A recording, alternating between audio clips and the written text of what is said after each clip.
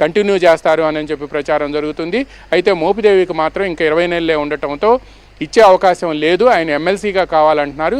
అక్కడ కూడా ఉన్నప్పుడు కూడా నేను ఫీల్డ్లో ఉండే వ్యక్తిని కానీ నన్ను తీసుకెళ్లి ఢిల్లీలో కూర్చోబెడితే ఉపయోగం ఏంటి అని చెప్పి కూడా మోపిదేవి జగన్ను ప్రశ్నించినప్పటికీ నేను చెప్పింది చేయటం మాత్రమే మీ పని అని చెప్పి బయటికి పంపించారనేది కూడా సమాచారం అందుతుంది. ఈ నేపథ్యంలోనే మిగతా వాళ్ళు కూడా తప్పనిసరిగా వెళ్ళే అవకాశం ఉంది. దీనికి సంబంధించి ఇంతకుముందు ఢిల్లీ కృష్ణ చెప్పినట్టు అమిత్ షా నేరుగా చేస్తున్నారు. అదేవిధంగా తెలుగుదేశం పార్టీలో మొన్న చంద్రబాబు నాయుడు వెళ్ళిన సమయంలో కూడా వీళ్ళ మధ్య దీనికి సంబంధించి కొంత డిస్కషన్ జరిగినట్టుంది. అయితే వెంకటకృష్ణ ఇక్కడ మనం పాయింట్ గుర్తుపెట్టుకోవాలి. నిన్న విజయవాడలో బీజేపీ కీలక నేతల సమావేశం జరిగింది. ఆ కీలక నేతల సమావేశంలో ఏపీ వ్యవహారాల ఇన్ఛార్జ్ శివప్రకాష్ పార్టీ సంస్థాగత వ్యవహారాలను కూడా ఆయన చూస్తారు, ఆర్గనైజేషన్స్ చూస్తారు.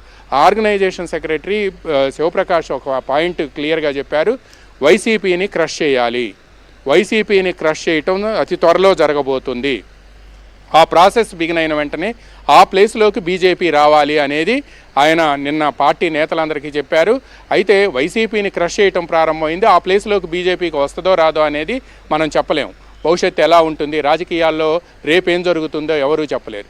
ఈ నేపథ్యంలోనే వైసీపీని క్రష్ చేయటం అయితే ప్రారంభమైంది. మీరన్నట్టుగానే ఇక్కడ కౌన్సిల్లో పోతులు సునీత రాజీనామా చేశారు. మరో 8 మంది వైసీపీ ఎమ్మెల్సీలు రాజీనామాకి సిద్ధంగా ఉన్నారు. అయితే చంద్రబాబు నాయుడు విధించిన షరతు ఏంటంటే మీరంతా కూడా మీ పదవులకు రాజీనామా చేసి వస్తేనే నేను మీ గురించి ఆలోచిస్తాను అని చెప్పారు. వాళ్ళలో ఆ 8 మందిలో కూడా ఒక 6 దానికి మానసికంగా సిద్ధమైనట్టు తెలిసింది. ఇంకొక 8 మంది కూడా రెడీగా ఉన్నారని చెప్తున్నారు. అంటే కౌన్సిల్లో క్లోజ్, అంటే 11 మంది అసెంబ్లీలో ఉన్నారు. అసెంబ్లీలో 11 మందిలో కూడా 6 సిద్ధంగా ఉన్నారు అని చెప్తున్నారు.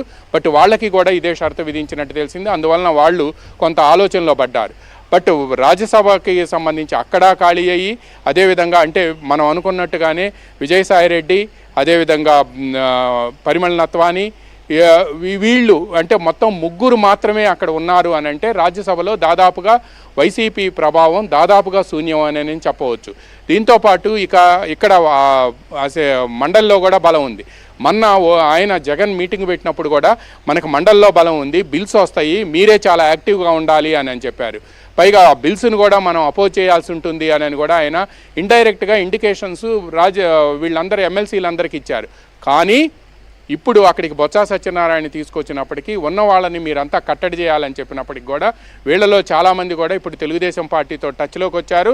అందువల్లనే ఈరోజు మొదటి వికెట్ అక్కడ రాజ్యసభ మోపిదేవి వెంకటరమణ అండ్ బీదా మస్తాన్ రావు, ఇక్కడ పోతుల సునీత కూడా రాజీనామా చేశారు. మరికొంతమంది కూడా దానికి సిద్ధమై ఉన్నారు. అది ఎప్పుడు జరుగుతుంది ఏంటి అనేది కూడా తెలుగుదేశం పార్టీ నుంచి వచ్చే ఇండికేషన్స్ మీద ఆధారపడి ఉంటుంది.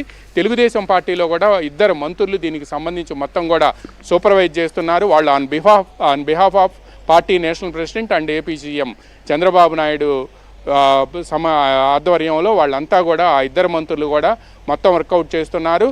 ఇప్పుడు బీదా మస్తాన్ రావు అండ్ మోపిదేవి వెంకటరమణ వీళ్ళిద్దరూ చంద్రబాబు నాయుడు దగ్గరికి వెళ్ళటానికి వాళ్ళ ద్వారా టచ్లోకి వచ్చి చంద్రబాబు వద్దకు వెళ్ళి మన ఆదివారం దాదాపుగా 1.5 సేపు డిస్కస్ చేశారు హైదరాబాద్ జూబ్లీ హిల్స్ నివాసంలో. త్వరలోనే ఇంకా మరికొన్ని రాజీనామాలు త్వరలోనే చేసే అవకాశాలు కనిపిస్తున్నాయి.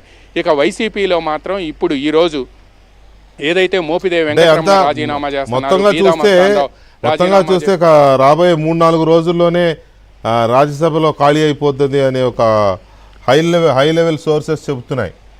ఎంతవరకు అవకాశం ఉంది దీనికి?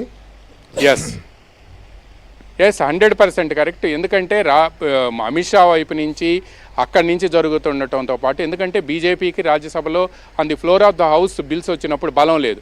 అందువలన ముందు వైసీపీని క్రష్ చేస్తే